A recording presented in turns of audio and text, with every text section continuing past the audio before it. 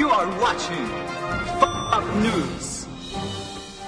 Good afternoon, everyone. This is Jhavan Moacyr broadcasting live from my room.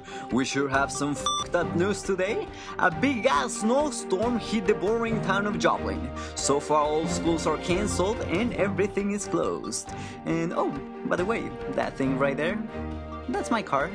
And I have no fucking clue how am I gonna get it out of there. But anyways, please don't drive unless you have to. Stay home, stay warm, eat lots of crappy food. Yeah, let's get fat. Maybe a few drinks, why not? Get really fucked up and enjoy the rest of your day. And maybe tomorrow too, who knows. This is all for now, everyone. Thank you. We'll be back later with more fucked up news.